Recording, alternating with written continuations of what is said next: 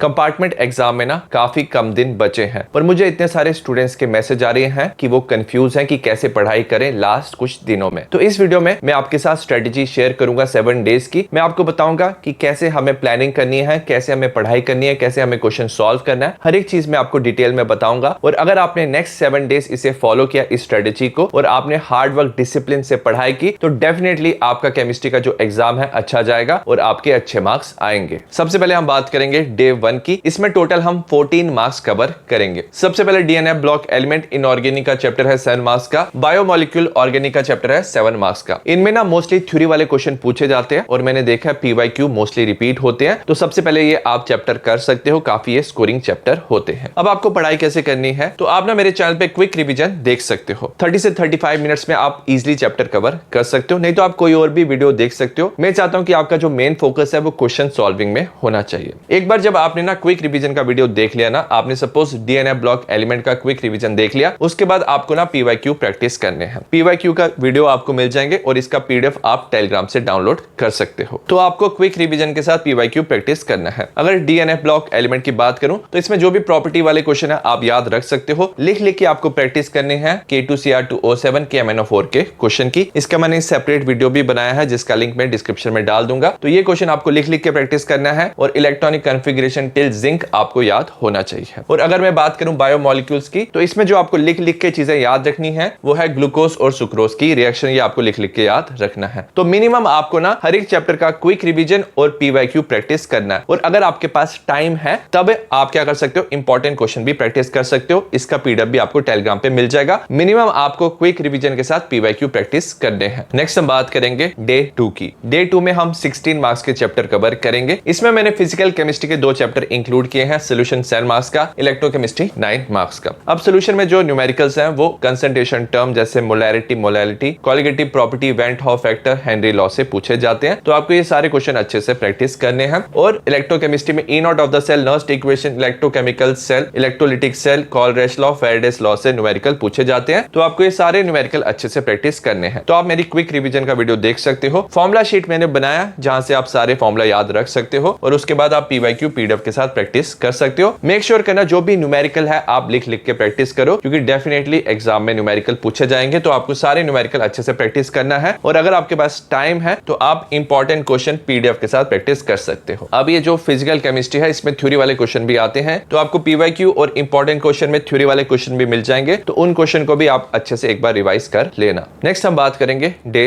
3 की। इसमें हम टोटल 14 मार्क्स कवर करेंगे। केमिकल काइनेटिक्स 7 मार्क्स का ये फिजिकल का चैप्टर है। कोऑर्डिनेशन कंपाउंड 7 मार्क्स का ये इनऑर्गेनिक का चैप्टर है। इसमें जो न्यूमेरिकल पूछे जाते हैं, 0 ऑर्डर से integrated rate equation, first order से भी integrated rate equation, half life, Arrhenius equation से इंटीग्रेटेड रेट इक्वेशन और एक्टिवेशन एनर्जी फाइंड करना। क्विक रिवीजन के साथ आप फॉर्मूला शीट अच्छे से देख लेना और ग्राफ शीट भी आपको मिल जाएगा मेरे टेलीग्राम पे, वो भी आप डाउनलोड कर सकते हो। तो इसमें ना ग्राफ वाले क्वेश्चन भी पूछे जाते हैं, तो वो भी आपको प्रैक्टिस करना है। तो पीवाईक्यू आप पीडीएफ के साथ प्रैक्टिस कर सकते हो। पीडीएफ आपको मेरे टेलीग्राम पे मिल जाएगा। वेरस कोऑर्डिनेशन कंपाउंड में nomenclature, valence bond theory, crystal field theory, isomerism से क्वेश्चन पूछा जाता है। तो इसमें भी आप क्विक रिवीजन के साथ पीवाईक्यू प्रैक्टिस कर सकते हो। और अगर आपके पास एक्स्ट्रा टाइम है तो आप इंपॉर्टेंट क्वेश्चन भी प्रैक्टिस कर सकते हो। नेक्स्ट हम बात करेंगे ऑर्गेनिक केमिस्ट्री की। जो ऑर्गेनिक केमिस्ट्री है इसमें स्टूडेंट्स को प्रॉब्लम होता है तो आप ना एक दिन में एक चैप्टर रिवाइज कर सकते हो। जैसे डे 4 में हेलो एल्केन हेलोरीन 6 मार्क्स का, डे 5 में अल्कोहल फिनोल ईथर 6 मार्क्स का, डे 6 में aldehyde ketone carboxylic acid 8 marks का और डे 7 में अमाइन 6 मार्क्स का। तो आप ना सीक्वेंस वाइज ये चैप्टर रिवाइज कर सकते हो। अब चैप्टर कैसे पढ़ना है ऑर्गेनिक में, स्टूडेंट्स को काफी प्रॉब्लम होती है, तो ये सीक्वेंस अगर आप फॉलो करोगे तो आप ऑर्गेनिक इजीली कवर कर सकते हो। तो आपको क्विक रिवीजन सबसे पहले देखना, 30 से 35 मिनट्स में आप चैप्टर कवर कर लोगे। उसके बाद ना आपको ऑर्गेनिक रिएजेंट पढ़ना है। इसका जो पीडीएफ है आपको मेरे टेलीग्राम पे मिल जाएगा, वहां से डाउनलोड करके आप ऑर्गेनिक रिएजेंट अच्छे से याद रख लेना। ये आपको बताता है कौन सा रिएक्टेंट कैसे प्रोडक्ट में कन्वर्ट करते हैं, कौन सा रिएजेंट यूज होता है। साथ में name, reaction, mechanism, distinguish, test के भी जितने भी सारी